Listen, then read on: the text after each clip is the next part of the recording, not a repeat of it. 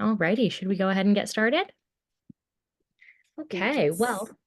first and foremost, thank you all so much for joining this installment of Magically Live, where we'll be covering effective web accessibility approaches for people with hearing disabilities. Before we go ahead and get started, we'll introduce ourselves. My name is Angela11y. I am an accessibility consultant for MagicA Tech, and today I'm joined by the wonderful Tarveen Kaur. Tarveen, would you like to introduce yourself? Sure. Hi, everyone. I'm Director of Accessibility at MagicA11y. Thank you so much for joining Magically Live. And today we'll be talking about a very interesting topic that is for deaf community. And also we are organizing this session on the event of GAD. I know people had a lot to attend during the GAD week, but this is the time we decided to present ourselves on the GAD. Yeah. So just some housekeeping before we go ahead and get started. We'll talk for about the first 20 minutes or so, and we'll kind of go over our content. There will be a Q&A section after, so if you have any questions, you can drop them in the Q&A box. Closed captions are enabled, so if you need to or would like to use them, just hit the CC button on the bottom of your screen. And a recording of this webinar and the deck will go out to all participants afterwards. Okay.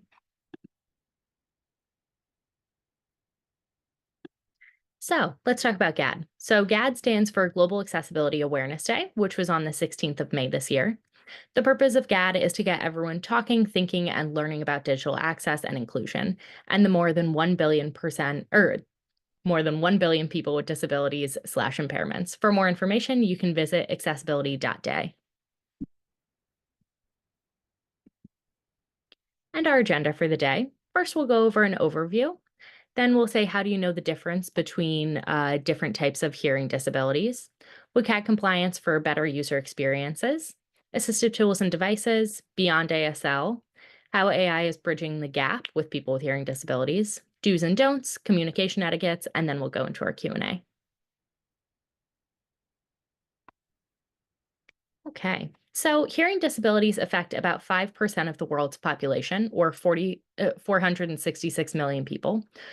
More than the population of the US. The World Health Organization expects that figure to double by 2050.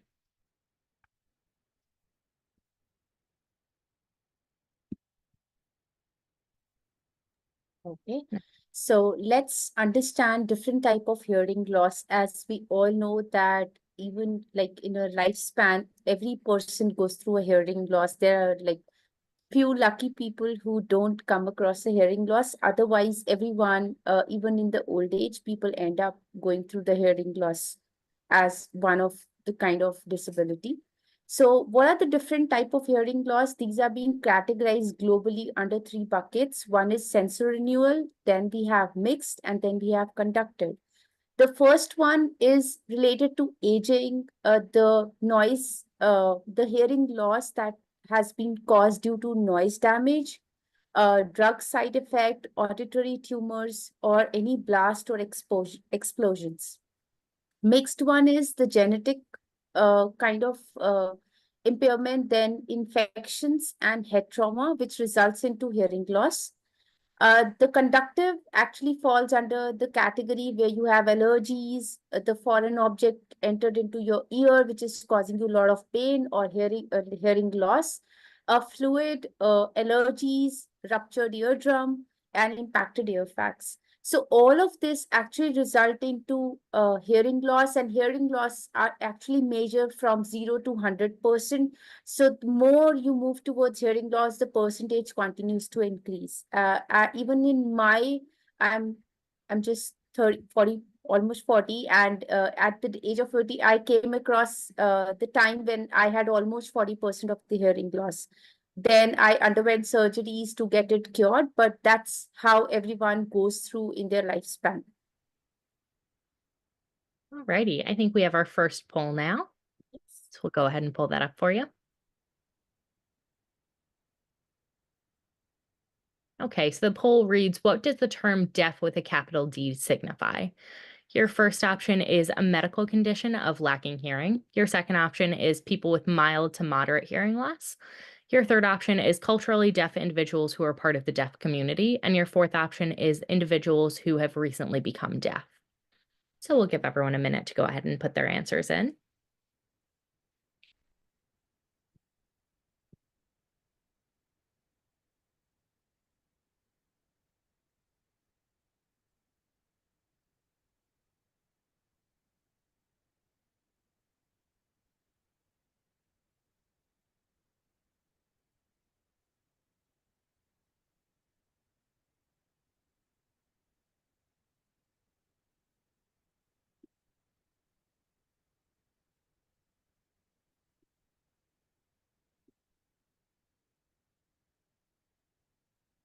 Alrighty, and the majority answered culturally deaf individuals who are part of the deaf community, and that is correct.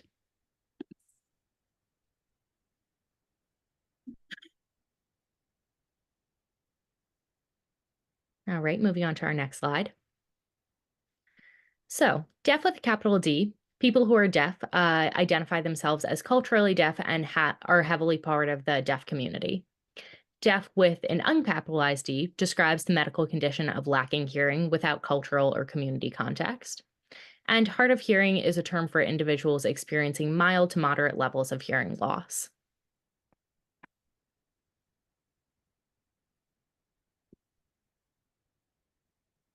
I think we have our next poll now. Yes. Okay, so this poll says, which statement is true about deaf culture? The first option is people who are deaf primarily use cochlear implants to overcome deafness. The second option is ASL is not commonly used within the deaf community. The third option is deafness is not considered a disability within deaf culture. And the fourth option is deaf people generally do not attend specialized schools.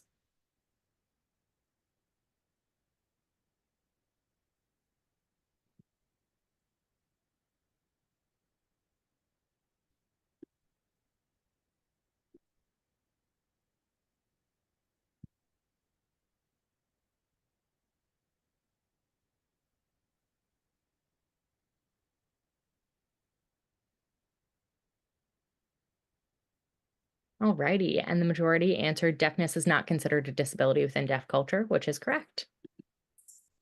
Moving on to our next slide.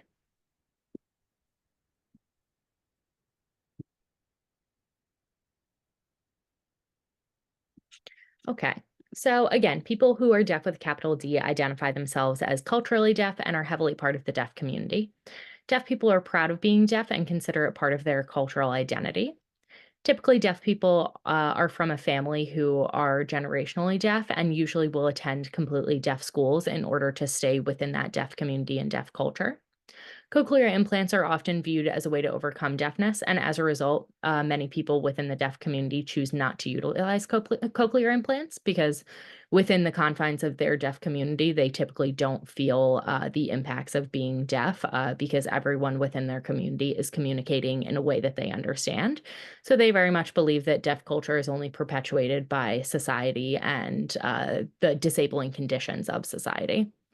Deaf culture embraces deafness and does not consider it a disability. Although ASL tends to be, but not always, their first language, it is the primary language and source of communication.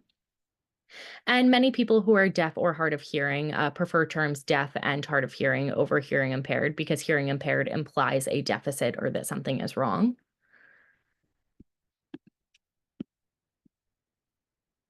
Alrighty, and now we will cover WCAG. Thank you. So we'll talk about how we can ensure compliance, because nowhere in the guidelines or even talking to people around, we always come across a requirement that can you get my product tested by visually impaired? So the guidelines doesn't always say that everything needs to comply to need of visually impaired people. It needs to comply to people who have hard of hearing or people who belong to deaf community. So let's talk about what are the alternative ways to ensure your product is compliant for people with hearing. So first one is 1.1.1 guideline, which is text alternative. When we say text alternative, we should always ensure anything that you can hear through audio is still being conveyed in a contextual form to people with hearing disability. Then captions pre-recorded is always ensure the VTTs are timestamped. We have seen that in the VTT, people end up adding the block of content, which is like a simple paragraph. There is no timestamping. There's no line breaks. So please ensure there are line breaks. The content is being structured properly. The user is able to understand the content along with the timestamp. Ensure that it is formatted properly. And if possible, that's additional requirement. Try to add audio descriptions also as part of the transcript, which make it more compliant, but that's not a mandatory requirement as per WCAG. But it's good and the preferable format for deafblind people. Then live audio content. I know everyone today rely on the live captions, the real-time captions, but the accuracy still has a big question mark to it.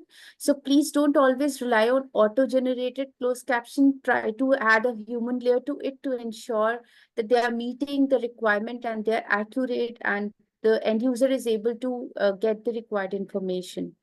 Uh, Next one is no background noise. Hard of hearing people usually get impacted by the background noise. So it's this guideline that is as per the WCAG, which states that please avoid any distraction. Please avoid having the background noise. That is not the preferred way of delivering your content. So we need to ensure that there's no background noise. We should enhance the effectiveness of the hearing aids by having the content delivered at some gigahertz. Moving on to the next slide. We'll continue to talk about the more in terms of how we can ensure compliance. So next is the guideline, which is a AAA guideline, which talks about sign language interpretation. Again, it's a AAA. It is not a mandatory requirement. So adding a sign language interpreter for deaf users or adding a small ASL video embedded within your video content can add like edge to what you are delivering. Let's talk about, because everything that is conveyed through the media player, we need to ensure that the media player are accessible to the people. So try to have options like stop, pause, adjust volume. The volume control should be there so that people can adjust the volume based on their needs. Adjust the text size, color, position for the captions. Allow user to change the speed of the video so that they can easily adapt and perceive whatever information you are trying to convey. Including an interactive transcripts, again, that's not a mandatory requirement, but having an interactive transcript, for example, I'm at timestamp 1.1.1, so my content is highlighted within my transcript. So that adds value. And then the last one is very important because in today's world, you would come across the support option, which is again a mandatory requirement for WCAG 2.2. People end up adding the contact number. So try to understand that people will not always be able to contact you through a phone number. So there should be a provision for email, for a contact form, for a live chat to ease out the reach outs for people who are from deaf community. Moving on to next slide. All right, so barriers for people with auditory disabilities. These include people speaking softly or in large spaces without amplification, such as microphones, unavailability of sign language interpretation, environments that are loud or present competing sounds, websites and other technologies that require voice for interaction or listening for understanding, audio and videos and films that are presented without captions or transcripts, and media players that do not support caption or options to control the volume or the size and colors of captions.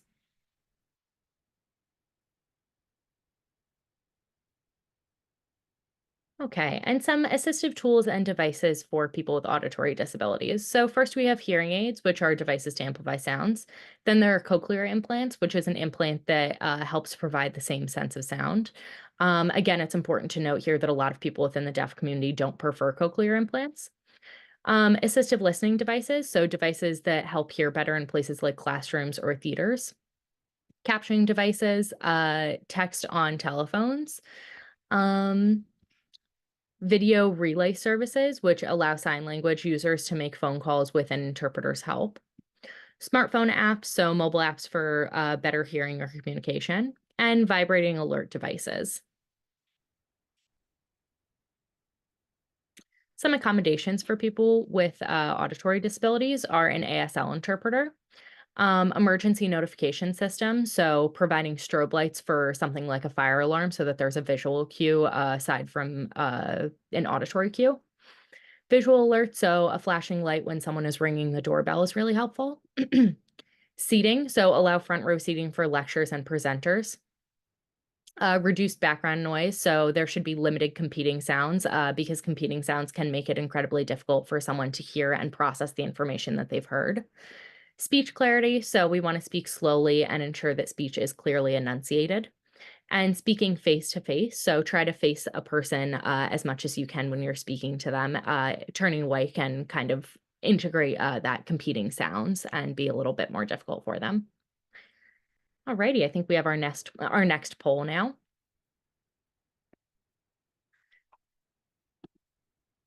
So this poll says, which AI technology can improve speech clarity and ineligibility in noise environments? The first is automatic speech recognition, or ASR. The second is speech to text captioning. The third is visual recognition and alerts. And the fourth is speech enhancement and noise reduction. So we'll give everyone a minute to go ahead and answer that.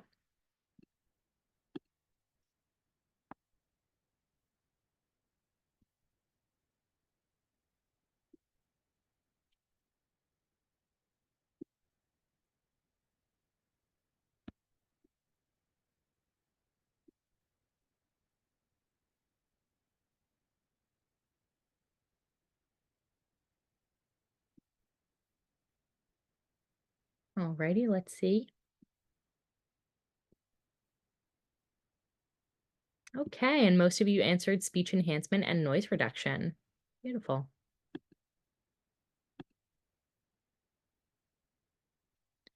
So moving on to our next slide. We have American Sign Language. So American Sign Language is a visual language. With signing, the brain processes linguistic information through the eyes.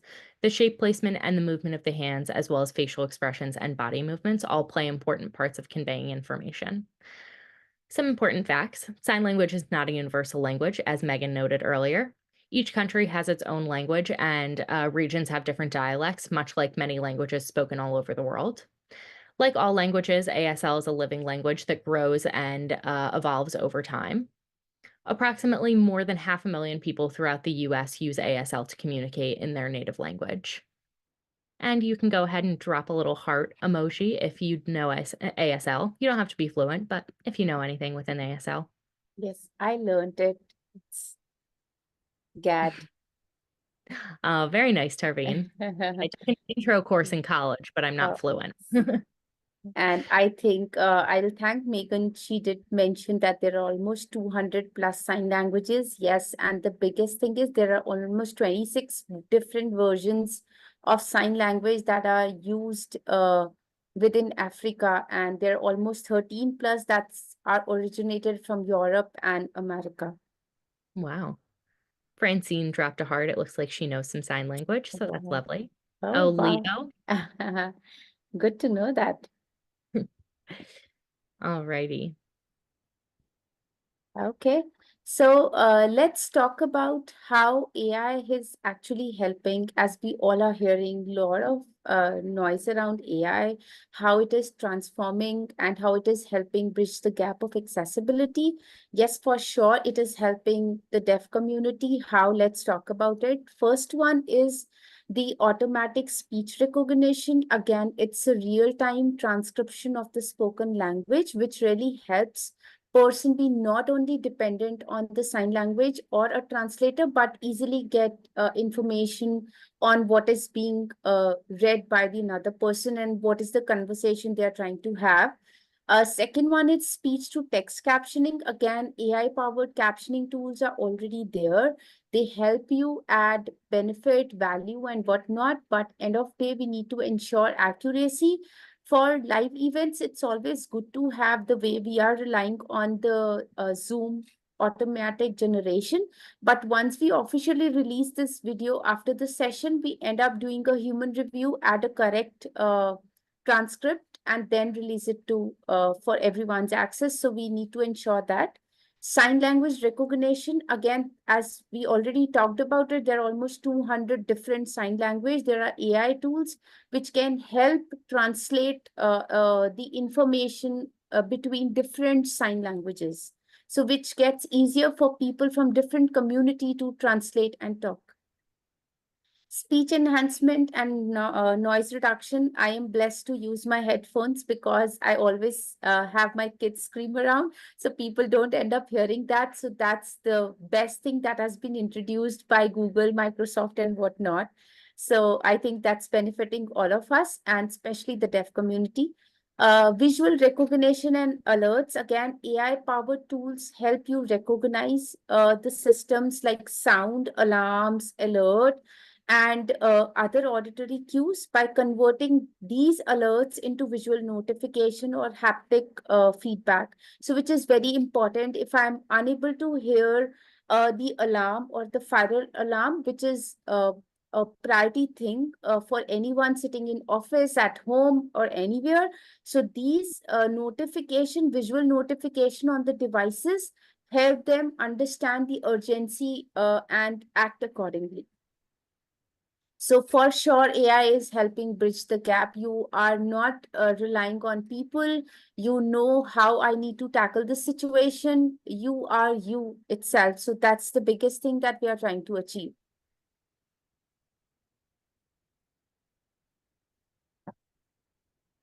Okay, so some do's and don'ts when we're interacting with someone with an auditory disability.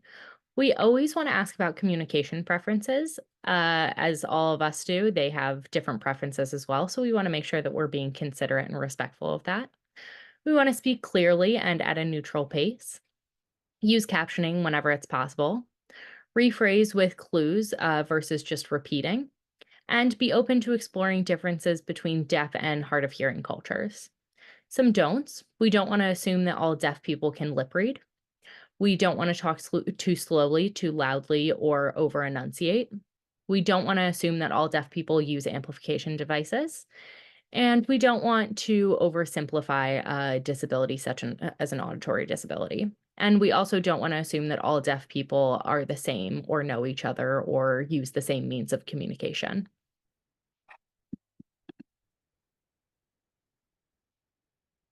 All right. And some communication etiquettes. So we do say deaf. We can say deaf blind, late deafened, or hard of hearing. Some not so nice things to say are deaf and dumb, deaf mute, hearing impaired, or using phrases that have previously been commonly used, like someone saying falling on deaf ears. That's just not a very considerate thing to say. So we always want to make sure that we're being as respectful as possible to our peers.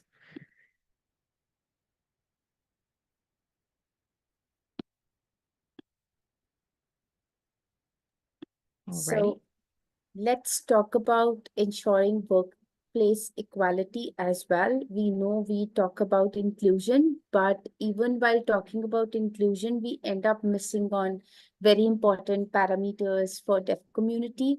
Now, why I added this slide is I was talking to a person who takes cares and work very closely with deaf people, and she said they always come to her asking that why all the job positions that you see today have the requirement of visually impaired people. Why accessibility is only emphasized on visually impaired people. There are other disabilities in the market in today's across around you, and we need to understand we are promoting and ensuring inclusion for all.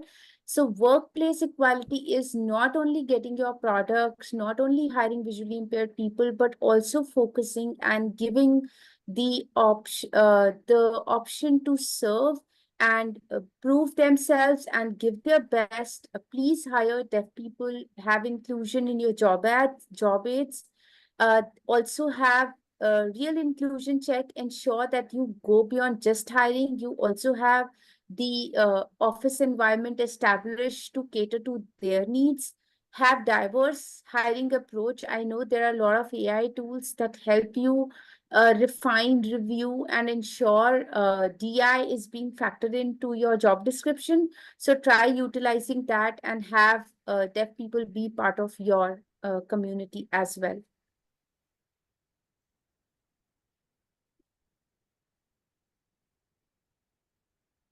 Alrighty, and we'll move into our Q&A. But while we wait for some questions, Tarveen and I will be doing a webinar through IAP.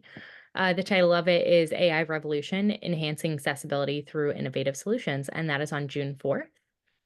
I will go ahead and drop the link if anyone would like to register. And go ahead and drop your questions in the Q&A if you have any.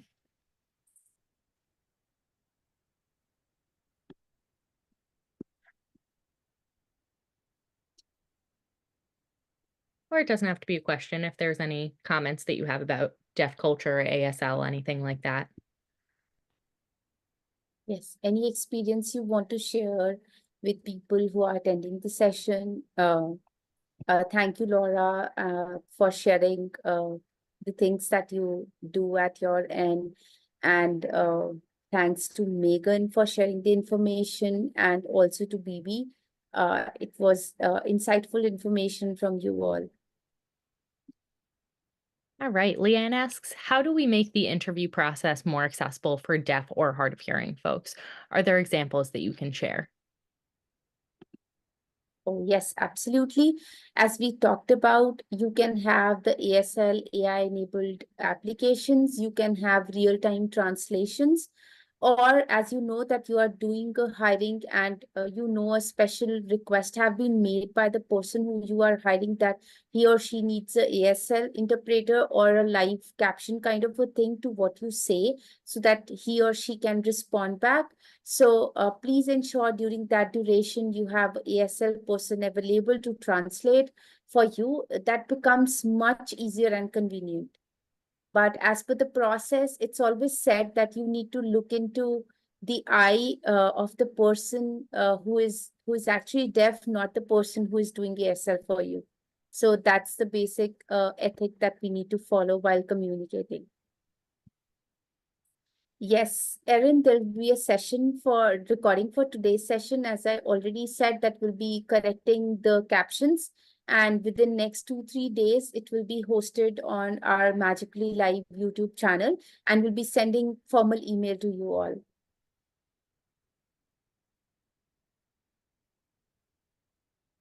BB said we have previewed use for each accessibility office to use for not only for our needs, but for advising, registering, etc. Well, thank you so much for sharing that information. And everyone in the group can also use that.